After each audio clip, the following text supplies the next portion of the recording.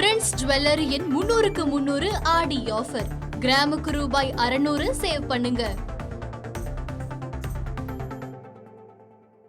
சமூக நலன் மற்றும் மகளிர் மேம்பாடு. தமிழ்நாட்டில் உள்ள அனைத்து பெண்களுக்கும் அண்ணனாகவும் தம்பியாகவும் இருந்து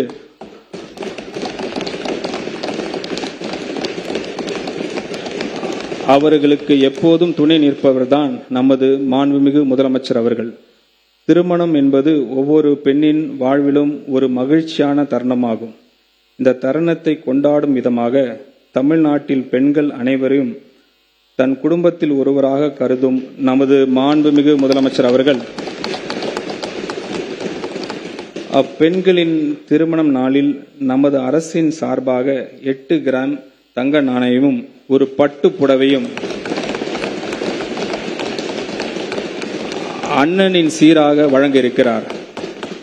இத்திட்டத்தினை செயல்படுத்த திருத்த வரவு செல்ல திட்ட மதிப்பீடுகளில் 812 கோடி ரூபாய் நிதி ஒதுக்கீடு செய்யப்படுகிறது. நம்முடைய கொள்கை தலைவர் பெருந்தலைவர் காமராஜர் புதிய உணவு திட்டத்தை கொண்டு வந்து மாணவர்களின் வயிற்று பசியை மட்டுமின்றி கல்வி பசியும் போக்கினார். நண்பா மற்றும் நம்பிகள் மேல் பேரன்பு கொண்ட நம் மாண்புமிகு முதலமைச்சர் அவர்கள் முதலமைச்சரின் காலை உணவு திட்டத்துக்கு பெருந்தலைவர் காமராஜர் காலை உணவு திட்டம் என பெயர் வைத்து பெருந்தலைவருக்கு பெருமை சேர்த்துள்ளார். 6ஆம் வகுப்பு முதல் 8ஆம் வகுப்பு வரை அரசு மற்றும் அரசு உதவி பெறும் பள்ளி மாணவர்களுக்கு இத்திட்டத்தினை மாண்புமிகு முதலமைச்சர் அவர்கள் விரிவுபடுத்தியுள்ளார்.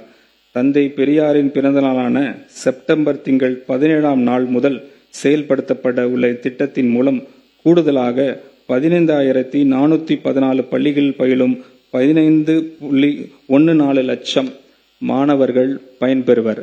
இத்திட்டத்திற்காக திருத்த வரவு செலவு மதிப்பீடுகளில் 710 கோடி ரூபாய் நிதி ஒதுக்கீடு செய்யப்படுகிறது.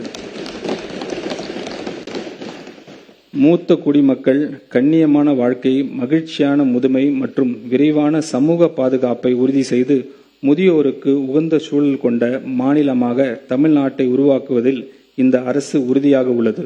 மூத்த குடிமக்களுக்கான அனைத்து அவசியமான வசதிகளுடன் கூடிய மூத்த குடிமக்கள் இல்லங்கள், தகுதி வாய்ந்த பராமரிப்பாளர்கள், மருத்துவ பணியாளர்கள் மற்றும் பொழுதுபோக்கு வசதிகளுடன் மாவட்டந்தோறும் எக்ஸ்டெண்ட் செய்யப்படும்.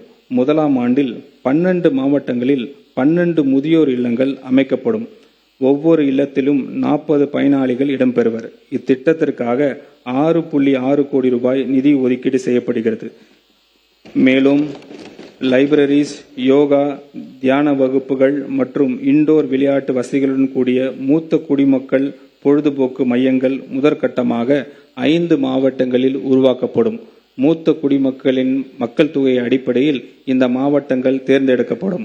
எதிர்கால தலைமுறையினை நம் வீட்டு குழந்தைகளின் வாழ்வு கொண்டாட்டமாக இருக்க வேண்டும் என்று மனதார விரும்பும் உள்ளம் கொண்டவர் நம் மாண்புமிகு முதலமைச்சர் அவர்கள்.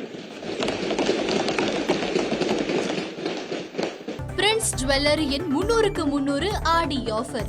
கிராமுக்கு ரூபாய் 600 சேவ் பண்ணுங்க.